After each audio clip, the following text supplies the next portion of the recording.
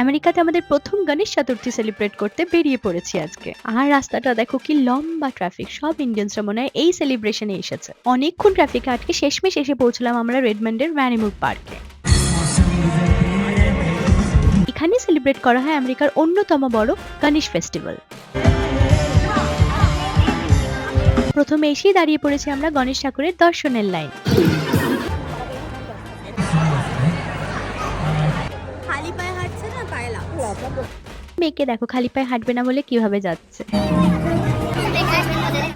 আর দর্শনের লাইনের পাশে ঠাকুরের প্রসাদের জন্য লাড্ডু কেনারও সিস্টেম রয়েছে। আমেরিকার এই পুজোর স্পেশাল অ্যাট্রাকশন কি জানো? 15 ফুট উঁচু গণেশ মূর্তি। এই পুজোকে রেডমন্ড রাজা গণেশ পুজো নামে আমেরিকাতে সবাই জানে। আজকে হলো স্যাটারডে, গণেশ পুজোর দ্বিতীয় দিন সেলিব্রেট হচ্ছে।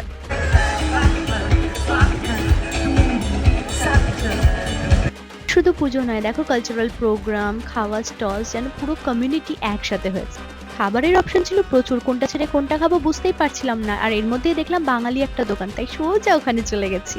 খাবারের শেষে ভাবলাম একটু কুলফি খাওয়া যাক, কিন্তু 9:30টার মধ্যে সব বন্ধ, তাই আর হলো না। আজকের দিনটা তো দারুণভাবে এনজয় করলাম, কিন্তু আগামীকালেরটা হবে আরো রঙিন, আরো মজার। মিস করো না কিন্তু। দেখা হবে খুব শিগগিরই। বাই।